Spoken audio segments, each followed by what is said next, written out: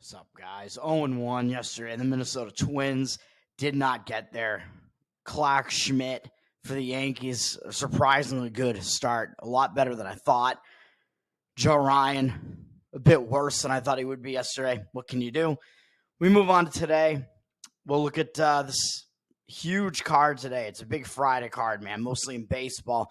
We do have two hockey games. I will say congratulations to the New York Rangers, who advanced last night over the Carolina Hurricanes. And again, I'll just mention once again that this was a series where Carolina, they outshot the Rangers in I think every single game in the series pretty substantially. And that was also the case last night. Carolina was dominating the game. They had the huge shot edge all game. They had a 3-1 lead going into the third period. And again, it's like Shesterkin, the best goaltender in the league, man, for the Rangers. He just becomes a total wall out there, and his opponents just seem to collapse epically for whatever reason. And that was the case with Carolina, with Anderson, with basically their entire team in the third period. I don't know exactly what it was, but Carolina maintained their shot edge, but the Rangers were able to just get multiple goals past them. And it was Chris Kreider scored all of them. He had a hat trick in the third period alone, scored all three of their goals besides the empty netter, which we don't really count that. And if it weren't for that empty netter, all of Carolina's losses in the series would have been by one goal. So basically every one of the games that they lost, they could have won. I think they had the shot edge in every single one of them. It's just very, very unfortunate for Carolina. I think they are the better team, and they were the better team in that series, and it just didn't get there. So now we could potentially find some edges going against the Rangers in the Eastern Conference Finals. We'll see about that. These President Trophy winners, man, they tend to not do well in the playoffs. They had lost in the first round 8 straight seasons until this year. The Rangers are the President's Trophy winners this year. They had the best regular season record. But the last President's Trophy winner to make the Eastern Conference Finals or make the conference finals, I think, was the Rangers. So the Rangers, and it was, I don't even know, 20 years ago or something like that. I think the Rangers, or maybe it was a decade ago, I forget what it was. The Rangers are like repeating these weird historical like anomalies this season. And one of them also happened in last night's game, where the last time, I believe it was the last time, or maybe it was just specific to the Rangers, last time the Rangers won a playoff game on the road that they were losing going into the third period was 30 years ago in 94, the Mark Messier, I forget what they call the game, like the guarantee game or something, where he guaranteed that they were going to win, and they came back from down 3-1 on the road in the third period, exactly like last night. It's just very, very strange. That, I don't know what else to say about that. Very, very weird. But in the Eastern Conference Finals, we could see maybe some spots to go against the Rangers, who are probably going to be overvalued. And that series is going to be against the winner of Florida-Boston. My Bruins have extended the series, and they return to Boston for Game 6, now down 3-2. Coming into tonight's game, the Bruins had not won a game in the series since Game 1. They had been playing pretty badly. They've been getting screwed by the refs. Like, let's just be honest about that. And they hadn't been playing well on top of that. The puck possession had just been awful for the Bruins. They just had basically no offensive, like, ice time, pretty much. It seemed like the puck was just always down the other end. The Bruins, very, very low shot totals in, like, half of the periods that they played in those losing games. Just terrible. And they finally flipped a switch or something, and that was not the case in the most recent game. The Bruins were able to win on the road. They actually had the slight shot edge in the game, and the puck was not just constantly down their end, so Swayman could actually do his thing for once, and he put together a nice game in net. So I expect he'll be back in net. I mean, these teams have had multiple days off now. Florida, they're minus 140. It looks like they opened minus 147 on the road, and it dropped to minus 144. They're a little bit public with 59% of the tickets. They also have 85% of the cash. So they do have the cash discrepancy on them, but the line has moved down on them a little bit. I don't know what to think about this, man. As far as the line is concerned, so the market is saying that there's maybe some of the heavier cash is on Florida, but they also are slightly public. But the line has moved down on them. The line is so high that, like, I think Florida was like minus 170 at home. So the fact that they're like minus 140 something on the road, that does seem pretty high to me. Like, I don't think they were priced that high in the other games in Boston. So I think you're probably not getting any value laying such a road price on Florida, although obviously I'm not going to be shocked if the Bruins lose and the series ends tonight. I'm obviously not going to have a play on this, but you are, if you want to take the Bruins, I think you are probably getting, that is probably the side that at least has value, I guess I would say, getting a decent size underdog price, probably a price that's a bit too high there on Florida. So you're probably getting a bit of value on Boston just looking at the number alone. The Bruins probably should not be that heavy of an underdog at home when they're facing elimination. I think you at least know you're probably going to get an effort out of them in a game at home, even though they've sucked in the home games. The two home games this season were the worst in this series, were the worst games the Bruins played, like in the playoffs so far. So, but maybe that'll motivate the Bruins a little bit more because they know they played so badly in this building last time they were there. Maybe they'll have a little bit of extra motivation, although that did not work out for the Celtics in their most recent game, even though, of course, they won. But this is a completely different situation anyway. So you're probably getting a very motivated Bruins team as an underdog. It's probably a bit too much of an underdog at home if you want to just look at the value of it. But I think the Bruins are the worst team, and I don't trust them at all. So they could obviously quite easily lose the game. Dallas at Colorado is the night game tonight. This series, Colorado was able to extend the series with a win in the most recent game in Game 5, I believe, in Dallas. So this is now a 3-2 Dallas lead going back to Colorado for Game 6. Colorado, I think you're actually getting a bit of a discounted price on Colorado here, man, even though they won the last game. These teams that are down in the series 3-2 and they're facing elimination, for some reason you're getting a discount on them, and I don't know exactly why. Colorado looks like they're down from minus 125 to minus 117. So pretty short money line prices. I think in the other games at home in the series, they were like minus 130 or something like that. So again, you're seeing on both of these home teams, Boston and Colorado, it looks like you're seeing a price that is a bit discounted on them versus what it was in the other games in the series. Colorado, unlike the Bruins, Colorado actually has a huge cash discrepancy on them, it looks like, though. Even though the line has moved down on them, the percentages appear to indicate the opposite here, with Dallas being slightly public with 52% of the tickets, but 69% of the cash on the Avs on Colorado. So it looks like the cash discrepancy is actually on the Colorado side. That is what I could say about those games. I don't know if I have anything else to say with respect to that, but I think the strongest lean based on like the market reads there and the fact that you're getting a pretty discounted price there would be to play on Colorado. Actually, I think would be the best way to look there. And I have been saying I think Colorado actually might be the slightly better team over Dallas, even though it hasn't panned out in the series. That would be like the strongest lean, I guess, in the NHL. In the NBA, I'm actually going to have a play on the one game tonight, which is Knicks-Pacers. Pacers have gone up from 5 to 6.5, though, so I'd be a little bit wary. It looks like you can probably still get 6s out there, though, which I think is fine. So I'm going to lay the Pacers. I laid 5.5. You could still get 6. I don't think there's that much of a difference between 5.5 and 6. I think either way is fine. The number maybe is a little bit interesting. You do have the Knicks being slightly public, just very slightly, with 54% of the tickets on them, but you have the Pacers with 57% of the cash. So the Pacers do have the cash discrepancy. So it looks like some of the bigger money is coming in on the Pacers, meaning maybe more of the professional bets. And the line has moved up on the Pacers from the opener of 5 all the way up to 6.5 now with reduced juice, I guess. I did see some straight 6.5s out there as well. And I actually think I saw it even headed maybe in the direction of 7. Thinking about the other games in the series that were at Indiana, Indiana was actually a 7-point favorite in the first game, which maybe was a little bit too high. That was the first game where the Knicks were without OG Anunoby, I believe, and he's still not going to be back in this game. It looks like he might be able to play in Game 7, but it looks like he is definitely out tonight. So he is the key injury there, one of the key components for the Knicks on both sides of the ball, offense and defense, especially defense.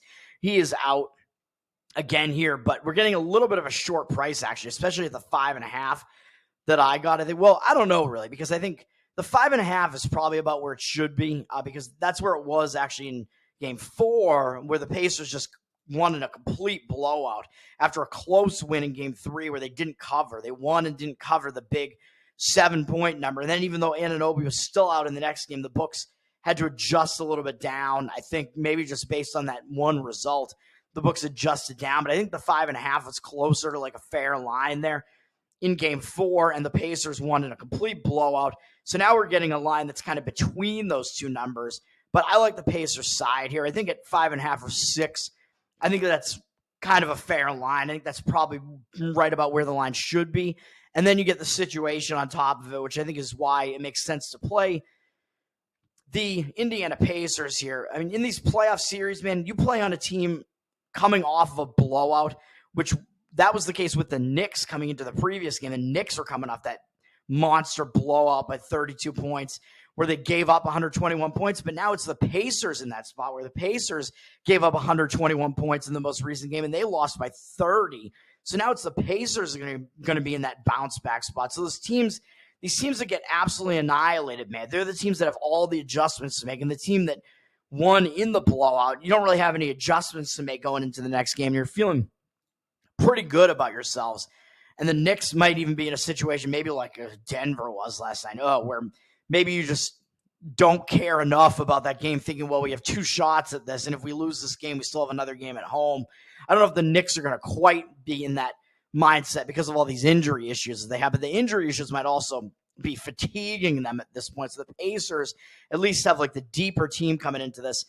One thing that is not the same as it was between the last 2 games, where the Knicks, when they got blown out, they had unbelievably low shooting percentages, and the Pacers had unbelievably high ones. So you had to expect that to regress a little bit, and it did. And the Knicks wound up winning, of course, in the blowout in the game that I was on in game 5. But in that game, the shooting percentages were actually not that discrepant. Let's say the Pacers actually outshot the Knicks percentage-wise from 3, but they took way fewer threes, which is kind of weird. The Pacers actually wound up hitting the same amount of threes. The Knicks dominated from the 2-point space there, but the Knicks took almost 40 more field goal attempts overall than the Pacers did. So you got to expect that that's not going to happen again, man. Flipping back to Indiana, there was a huge turnover discrepancy in the last game, which I think is the one thing you can really take away from that. Indiana had 18 turnovers to the Knicks 9. This series flips back to Indiana. Now, you don't expect Indiana, the home team, to be minus like a huge amount of turnovers like that, and you would not expect that the Knicks are going to have 40 more field goal attempts than the Pacers did, which was really the tail of the game in the last game. And the Knicks had way more rebounds too, so they probably had a bunch more offensive rebounds. I believe they did. They dominated the offensive rebound department. I mean, the Knicks are certainly the better rebounding team, so I don't think that's going to change, but the number of rebounds was so lopsided in that game. I expect the Pacers to bounce back here. I don't think that there's going to be that much of a field goal attempt discrepancy here. And even though the Knicks probably will be able to win the rebound battle again, I don't think it's going to be that outrageous. So I like the Pacers to cover this one. It's probably the only time I've actually even played on the Pacers during the playoffs this season so far, I think. But I'm going to do it in this one. And I expect this to go 7 games, and the Celtics are going to have to continue to wait to see who their next opponent is, and hopefully they don't get too rusty. Although they're going to be if they wind up facing a team that goes to a game 7 here, they're going to be facing a team that has gone through a grueling 7-game series and maybe has not enough time off to overcome that. So we will see what happens there. I'm playing the Indiana Pacers. It's minus 5.5 for me. Minus 6, I think, is still fine. And we move on to Major League Baseball. This is one of those Friday cards, man, where you had a very short Thursday card yesterday. So you have some teams that played yesterday against other teams that are not. Some of those I just can't get involved in. Like Philadelphia, they went 11 innings last night. Philadelphia and the Mets. So their bullpen, they are definitely at a huge bullpen disadvantage and rest disadvantage coming into today, because Philadelphia and the Mets both played that extra inning game yesterday, and that was an early evening game, I think, too. And have to turn around and play again at the same time tonight, or at least Philly does. I think the Mets play a little bit later tonight, maybe. But I can't quite bring myself to do it, man, because the pitching matchup just doesn't quite call for it, even though I think Philadelphia used 6 relief pitchers in that 11-inning game yesterday. So their bullpen's completely torched, and the Mets used like 5 of theirs. So there's no way I'm going to play on those teams. I look to go against those teams. The problem is Philadelphia has Zach Wheeler pitching, and he's essentially their ace.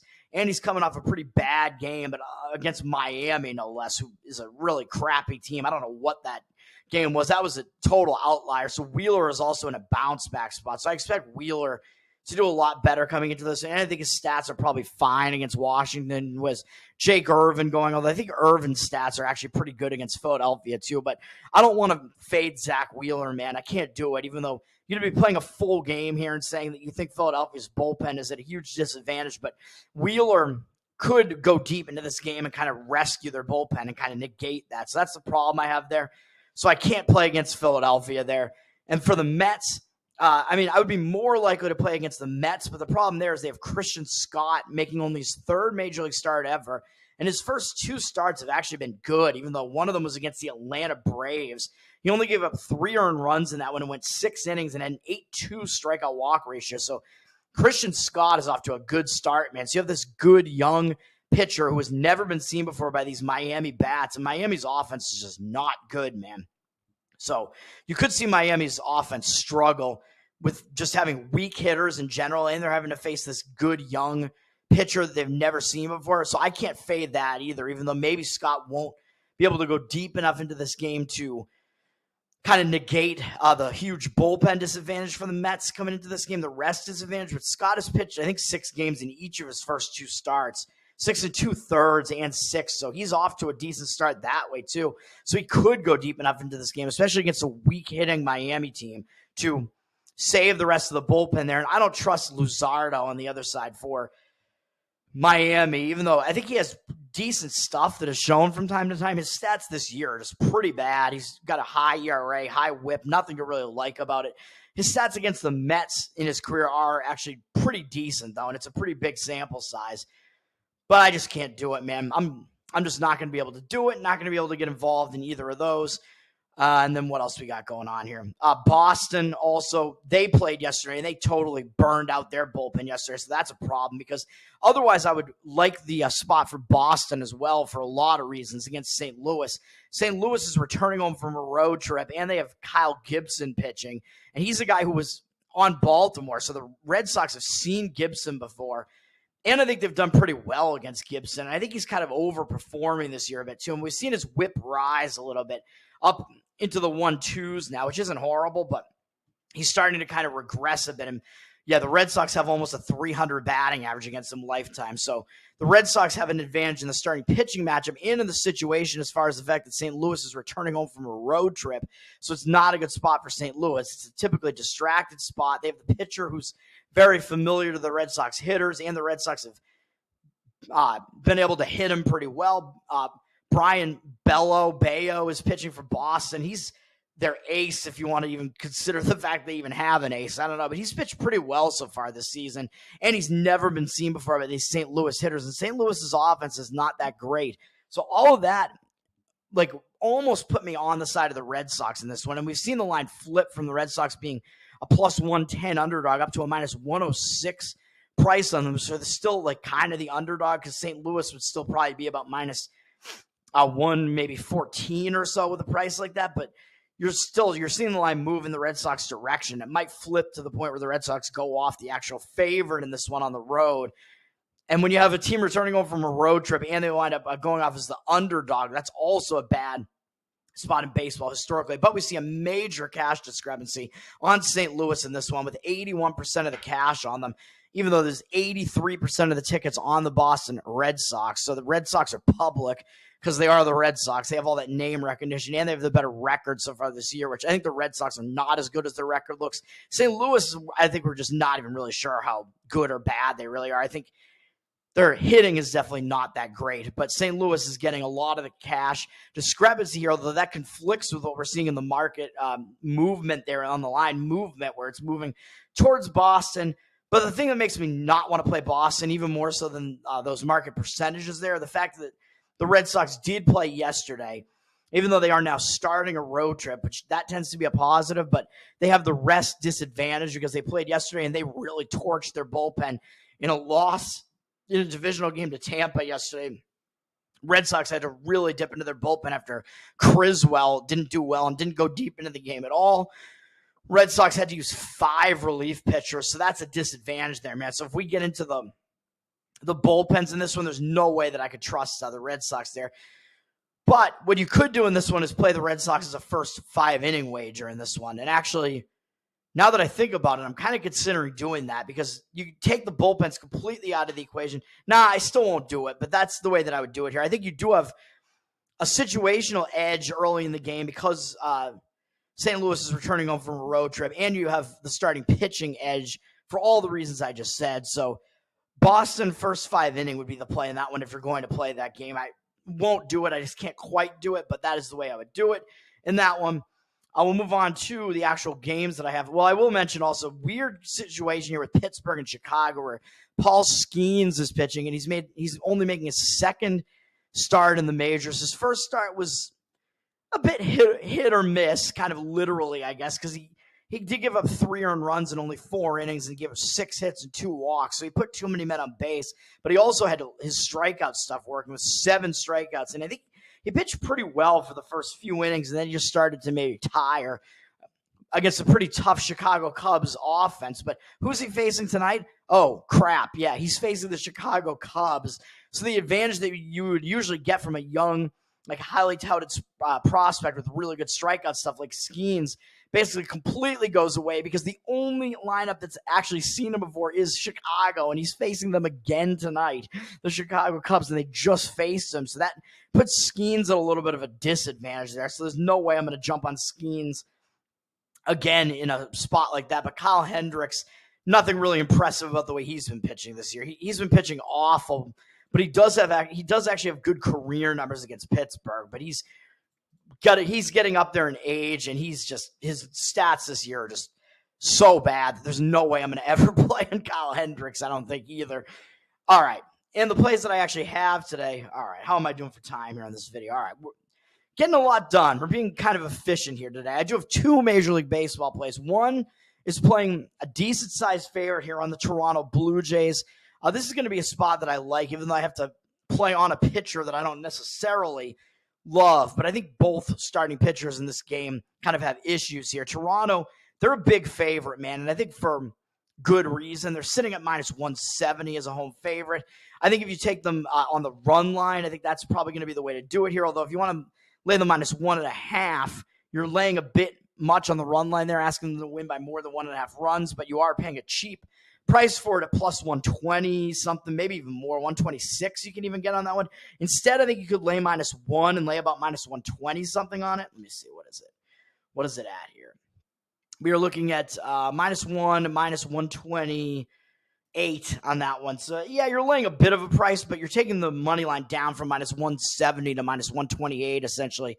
But just saying that if Toronto wins by 1, your bet's going to push instead. So taking it down to Toronto minus 1 on the run line, minus 128 on the alternate run lines there. Or what you could also do instead of doing the alternate run line, which is something that WagerTalk.com's Steve Merrill has been talking about. I know they have 2 guys that I kind of listen to as far as baseball is concerned. Well, 3 really. Him, Marco D'Angelo, who I love for his situational analysis. Steve Merrill also does situational analysis. And Tokyo Brandon, who's really good at a lot of the baseball analytics and statistics stuff. Very good capper as well. He's very, very good specifically at baseball as well. But Tokyo Brandon has been talking about the DraftKings alternate run lines there. Steve Merrill talks about splitting the bet, which you tend to get a better value. I like Steve Merrill's approach here, actually, because you actually tend to get more value doing what he suggests, which is to not just force yourself to have to take the alternate run line at that one book at DraftKings, where you get that minus 1, but you still get that you get that option there that these other books aren't really giving you. But because of that, they can kind of overprice it maybe a little bit. Whereas what you can do at every book is you can split the bet half and half, and you can make half of it a run line play and half of it a money line play. And if you can do that at any of the books, so if you have 6, 7 sports books you're dealing with or whatever, you can actually find the best number. You can play them at different books and find the best number on the money line and the run line. If you split those half and half, it is, in effect, you're basically playing the minus 1 run line, because you could potentially win the money line bet and lose the the other half of it, the run line bet, but you're splitting it so it kind of amounts to sort of having it, and you might wind up with a better overall money line in that situation. So maybe I'll try my hand at that in this one. Actually, this might be a good spot to do it on the Toronto Blue Jays. But looking at the situation in this one, so Toronto's a pretty heavy favorite, which is interesting because Toronto, of course, they have a bad record. I don't see any of the percentages on this yet, but the public betting might come in and look at this and say, wait a minute, Toronto's in last place in the AL East. They have a below 500 record. I mean, we know they have good hitting, but what's up with that? Their pitching hasn't really been something you want to get involved in, and they have a worse record than Tampa, who's above 500. So why would you lay this price with Toronto, right? It looks pretty tempting to take Tampa Bay at a pretty big underdog price, the team that has the better record over Toronto. So why would you do that? Toad, what are you doing? Mr. Better Off Dead, what are you talking about? Well, let's look at the situation here, man. Even though I think some of this is baked into the line, the fact that Tampa Bay did play yesterday.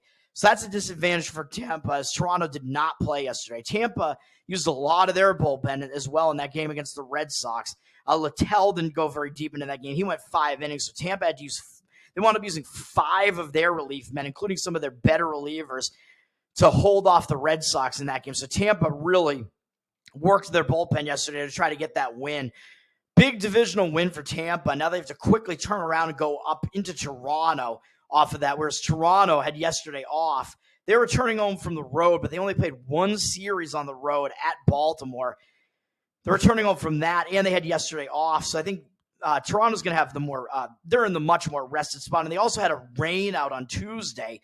So they've only played one game since Monday the 13th. They didn't play on Tuesday or on Thursday. So they only played on Wednesday and lost to Baltimore. And they had the day off, and they're returning home, yes, but only from that quick trip down to Baltimore. Now they're returning home. So I don't think that road trip return factor is really going to come into play that much. And because they had yesterday off, they could get like the home distractions out of the way and whatever. So I think it sets up a nice rest spot for Toronto, although some of that is factoring into the line, which is why Toronto's this heavy a favorite. But I still like it as far as the situation is concerned, and I like the starting pitching matchup. So Toronto has the rest advantage here, and the bullpen really was burned out for Tampa Bay yesterday.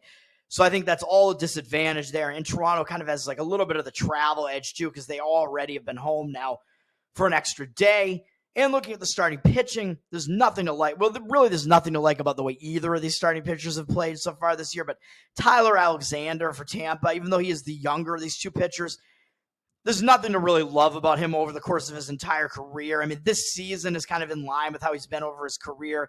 Just not great. Kind of a guy to fill a spot in the rotation, basically. 4.54 ERA this year and 1.36 whip. That's not good. He just puts a lot of guys on base, man. And 39 2/3 innings so far this year. He's got 42 hits and 12 walks. That's just too many men on base, 33 strikeouts, so not a very high strikeout rate either.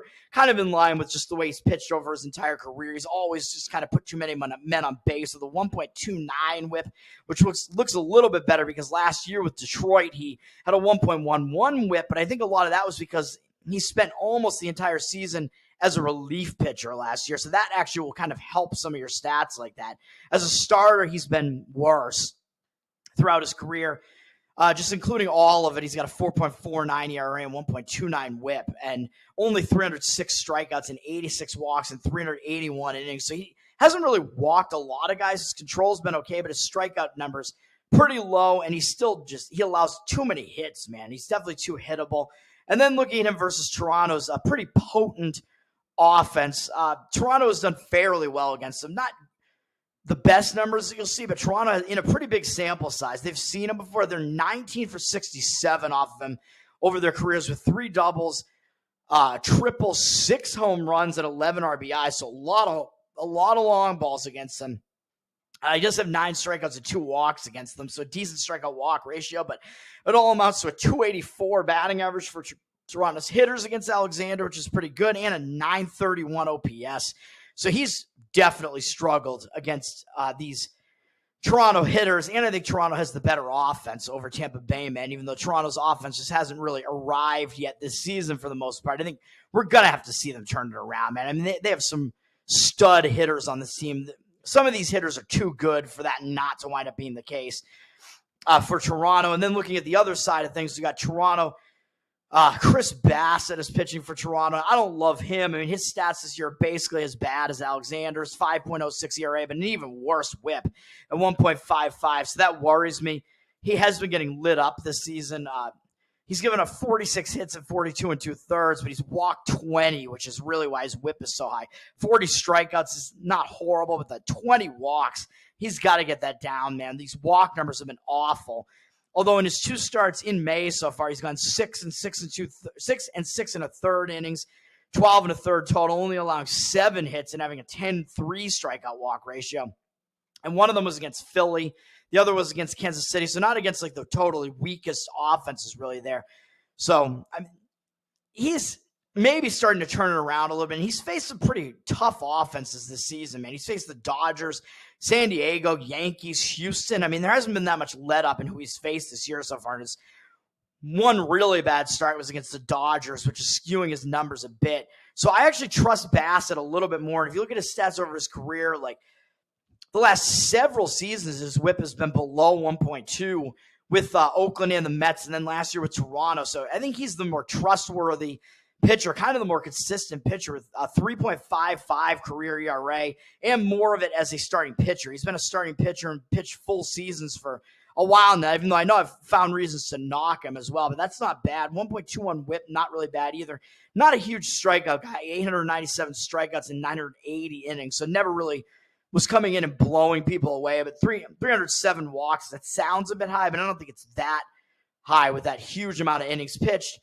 And then versus Tampa Bay, which is where I think you kind of get the clincher here. He's actually been good in a decent sample size versus Tampa's hitters, and I don't think Tampa has a very strong offense. They're only 12 for 58 off Bassett lifetime with 3 doubles, 2 home runs. He has a 15-3 strikeout walk ratio against him, so that's good. 207 batting average and only a 608 OPS. So Bassett's stats over his career and in his history against Tampa's hitters are a lot better than Alexander's are in his career and against Toronto's hitters, and Toronto has the better offense. So all of that adds up to a play on Toronto. Man, that was long analysis on that Toronto game.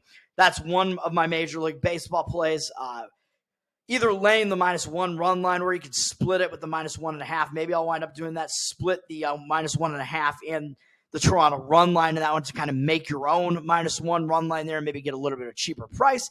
And then the other game I'm going to be on is going to be a straight up money line play, which is going to be on the Milwaukee Brewers. So this is another game where I'm playing against a team that played yesterday, on a team that didn't, and I think we get the starting pitching edge in this one. This is over in the interleague, and looking at the market indicators here, we do see Houston has moved up slightly from -101 as a home favorite. That's really an underdog price, really, because the books have to take 10%. So really that means Milwaukee's the slight favorite actually on the road. Houston -101 up to -105. It looks like the line has moved slightly towards them, but maybe not really, because you just see 55% of the tickets on Milwaukee.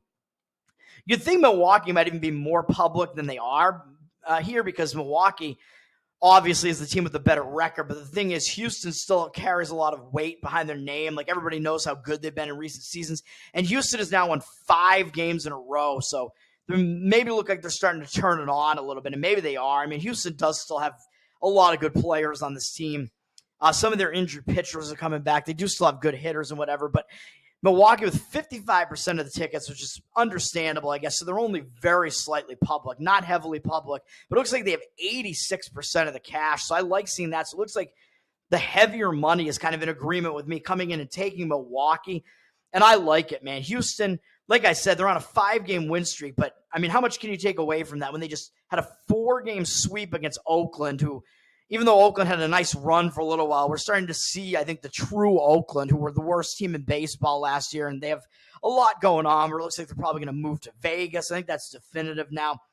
They're just not playing well of late, man, and they're just not a very good team. So I don't think it's that impressive that Houston had a 4-game sweep against them. The wins that they had before that, they won a series against the Tigers, 2 out of 3. Detroit has been struggling as well. I mean, before that, Houston's lost 2 series before that to the Yankees and Mariners, though both of those teams are decent. The last winning series Houston had before that, well, they beat Cleveland, who's kind of mediocre, I think, and kind of overperforming, and they beat Colorado, who sucks. So I don't know if there's that much to take away from all these Houston wins, really. They played yesterday against Oakland, but yes, they did save pretty much their entire pen because Christian Javier, who completely dominates Oakland, had another pretty dominant performance, though he only went 6 innings. Houston had one reliever come in and just pitch the final 3 innings of the game with Dubin, so they saved the rest of their bullpen, so that's not really going to be an edge necessarily to the side that I'm on here in Milwaukee, but Milwaukee didn't play yesterday, so Houston, they played yesterday. They're not traveling, though. They're staying at home, and they only used one reliever. But still, Milwaukee didn't have to play yesterday. So Milwaukee does maybe still have a little bit of an extra rest edge there. They're starting a road trip as well, which situationally tends to be a positive because you tend to be focused on that first game out on the road. And even though Houston's been struggling this season, it is still the Houston Astros, man. So a big name.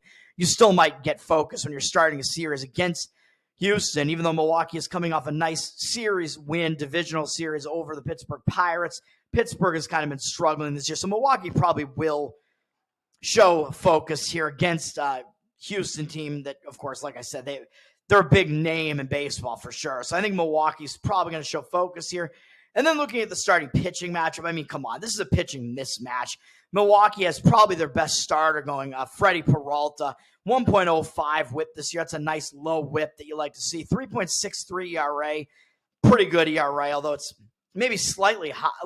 Maybe it should be a little bit lower based on the whip that he's put up. These numbers are basically right in line with what he's done his entire career with Milwaukee, though. He's been on Milwaukee since 2018, been a starter for almost that entire span, and 3.81 career ERA, 1.12 whip, so very much in line with what we've seen this season. 807 strikeouts in 625 and a third innings, 242 walks. So yeah, he's definitely a wild pitcher for sure, but he has really high strikeout numbers across his career. He's still only 27 years old, so still pretty young, kind of maybe in like his peak, really. And his stats this season have all been pretty much in line with what his career stats have been. And this season, yeah, he has way too high a walk number as well, but his strikeout number is also insanely high. He's only allowed 31 hits in 44 and 2/3. He's been very difficult to hit. It's just that he's walked a lot of guys, 16 walks, 58 strikeouts, and 44 and 2/3. So he can come in and dominate and blow hitters away. He's just got to keep those walk numbers down. But really, it was in 2 starts where that happened, against Pittsburgh and against the Cubs, where he had 11 walks just in those 2 starts. And in all the other starts, he's only walked more than 2 in one other game, and that was against St. Louis. So his worst starts really have kind of all been, or at least walk-wise, basically, have all been against teams in the same division. So like the most familiar lineups with him are the lineups that have done the most damage against him. And that's not going to be the case with Houston here in an interleague game. This is not a lineup that sees him very often. So he's struggled mostly against those divisional opponents who have seen him a bunch. And in the other starts that he's had this year, in the non-divisional games, he's allowed for the earned runs, he's allowed 1, 3, 1. Let's see what else. 2, and that's it actually. So hasn't allowed more than 3 in any of them. As far as the walk numbers, I don't think he's allowed 1 or 0 in all those starts too, I believe. So pretty good stats for him against these lineups that are a little bit less familiar with him. And Houston, their hitters are really not familiar with Peralta, man. They only have 3 hitters who have ever seen Peralta before, and they're 1 for 7 off him lifetime. Bregman has the only hit off him, a single. 5-to-1 strikeout walk ratio for him against them. That's a 143 batting average, a very low 393 OPS, but it's only in 7 at bats, so it's a very small sample size. That also means that Peralta, you have a pitcher who's just proven to have good stuff, a good proven pitcher going up against a lineup who the majority of this lineup has never even faced him before. So that's definitely an advantage to Peralta, man. And the guys that he has faced, he has a good track record against. So I like all that for Freddie Peralta, man. So that looks to set up very nicely. And then on the other side, I mean, what do you got? Hunter Brown is pitching for Houston. I mean, come on, man. Like, what can you possibly like about this? This is a huge pitching mismatch here. Brown has a 7.79 ERA this season and 2.01 whip. And that's only after he gave up 2 earned runs and 1 earned run in his most recent 2 starts against a Seattle offense that's pretty good, but he walked 4 guys in that one and only went 4 1/3. He put 9 men on base in that one, so he's lucky to have only allowed 2 earned runs in that one. And then he was able to go 5 innings, allowing 1 run against a weak Detroit lineup and have a 7-0 strikeout walk ratio in his best start of the season, really. I mean, he's had some real clunker starts throughout the season. He's faced some pretty good offenses this season and some not very good ones, and he's struggled in most games this season, man. There's just nothing to really like about his stats, man. His career stats, I mean, he's a younger guy. He's 25. He started out in 2022, mostly making relief appearances, but then in his full season as a starter last year, just terrible numbers, an ERA over 5, whip in the 1.3s. I mean, what can you possibly like about any of this? His career ERA, 5.1, whip 1.44. Does have 236 strikeouts in 208 1/3 innings. So decent strikeout rate. They're pretty good, actually, but 80 walks is just an insane amount of wildness. And this season it's been more of the same. 36 strikeouts in 32 1/3, pretty good, but 18 walks in 32 1/3 and 47 hits allowed. I mean, he's just getting totally blasted. I mean, he's allowing a ton of hits and walking a lot of guys. Just nothing to like about Brown, man. I'm sorry. And then against Milwaukee, I mean, yeah, they haven't seen him much at all either, so he is unfamiliar to them, but he's just a pitcher that's been pitching so badly that even that unfamiliarity aspect of it, I don't think helps. And you have it on the other side, too, with Peralta. It's just that Peralta is the much, much better pitcher. Brown has only been seen before by 1 hitter on Milwaukee, Jake Bowers, and he's 2 for 3 off him with a home run and a strikeout. So, hey, it's a 667 average and 2,333 OPS. So, oh, man, Hunter Brown has been roughed up, man. He's been wrecked by Jake Bowers. But still, I think this is a complete pitching mismatch here, man. That's going to do it for me, other than I will also mention that Oakland played yesterday, and of course they got wrecked by Houston, but they did still play yesterday. I don't think they used that much of their pen yesterday. Just commenting on Oakland real quick, because there's an interesting stat here. They're playing Kansas City, who I believe did not play yesterday. So Oakland kind of at a disadvantage for that reason. Oakland only used 2 of their relievers yesterday, so they didn't really blow out their bullpen or anything like that. Cole Reagans is pitching for Kansas City. He is the better pitcher over undecided for Oakland. I mean, who's going to pitch for Oakland? Who knows? But they're probably going to have somebody make a spot start. So Reagans is going to have an edge there. And I will just mention, this is just an interesting stat with Reagans against Oakland's hitters. 6 of them have faced him before, and they're 0 for 18 off him lifetime with 1 walk. So they've only managed 1 guy getting on base against Reagans ever in 18 at-bats. He has 11 strikeouts as well. So 11 of those 18 outs have been by way of the K, which is, I've never seen numbers like that before, man. It's a 0 batting average and .053 OPS. So Reagans has absolutely dominated this very, very bad Oakland offense. That's just interesting there. So if you're going to play that one, I would only be looking to play the Kansas City side in that one, but likely they're going to be a big favorite probably, because you have to factor in that the odds makers are going to have to factor in that it's a pitching mismatch and there's kind of a rest disadvantage there and whatever. All right, that's going to do it for me, man. So those plays one more time before I get out of here real quick. Not New York Knicks. No. The Indiana Pacers. Indiana Pacers -5.5, or you might have to lay 6 at this point. Toronto Blue Jays either -1 on the run line or split half and half between the -1.5 run line and the -170 money line, and the Milwaukee Brewers -110 run line. You can get a nice basically pick 'em price on that one. That's going to do it, man. Peace.